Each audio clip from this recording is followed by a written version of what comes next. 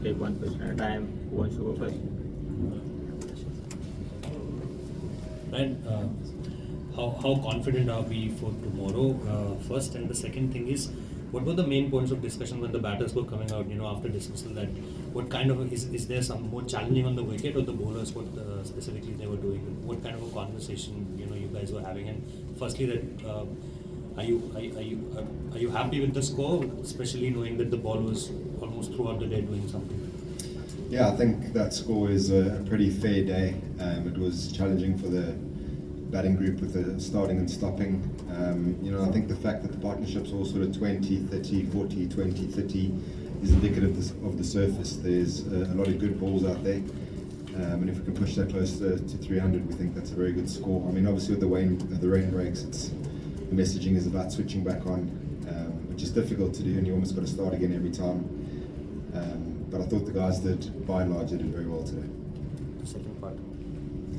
What's the messaging to the players coming on off the field? Yes, means what were they talking about? The wicket? Yeah, look, the wicket obviously started a bit slow. But the main thing is, to mentally be able to switch back on as soon as you go back out there. The stop-starts are disruptive for the batters. You're just trying to get some rhythm. But we knew they would come hard in that first session, and with the rain they get to start again, so to speak, and they're pretty fresh. So just switching on. Actually, I thought Sai played really nicely. There's obviously two really good balls in that last spell from Doeschate. But yeah, we're pretty happy with 205 for 6, whatever it is.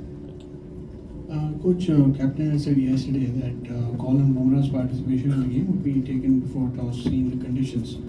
Considering what it was Queen top today, what was the chat and why didn't he play?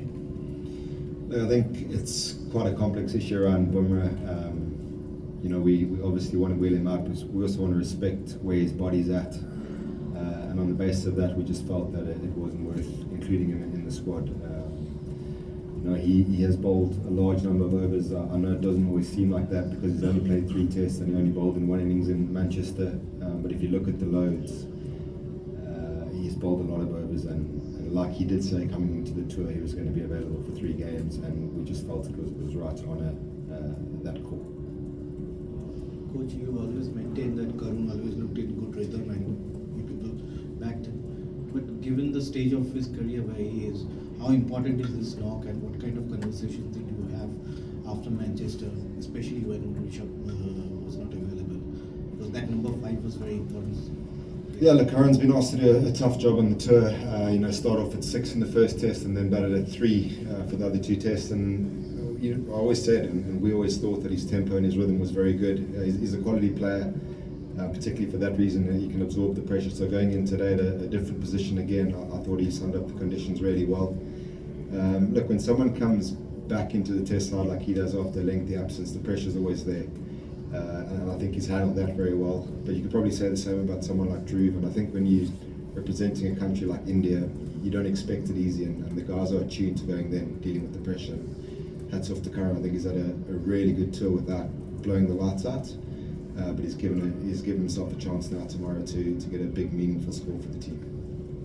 Yeah, well, just an extension of the last question. Basically, Shubman was in one of the previous press conferences. He said that in the first test match, Karun did not bat at his probably preferred position. And then again, we have seen him bat twice at number 3, it's on the 3. Again, he is batting at number 5. So how difficult it is for someone, like you said, that he's coming back into test cricket after a long time, and under these difficult circumstances, how tough do you think is it for a player also mentally, technically also, how to adjust to different conditions according to the flexibility of the team? It's not ideal, and you can see we're always trying to put the guys in their most favoured position, but with the batting unit we've brought on tour, sometimes you have to make adjustments. I'd say today probably suited him quite well given the conditions. Walking in when he did, it's not too dissimilar to what a 3 or 4, which is his preferred position, would walk into. And I think it's a feather in his cap that he is so versatile.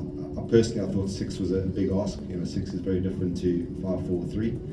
And given the way the wicket played and how early he got to the crease today, I think it actually suited him nicely. But he's never complained. The messaging's always the same. It's the team that comes first. What job can you do for the team? And he just cracks on with it, don't like everyone else. He just wants to give his best and play as much test cricket as he can.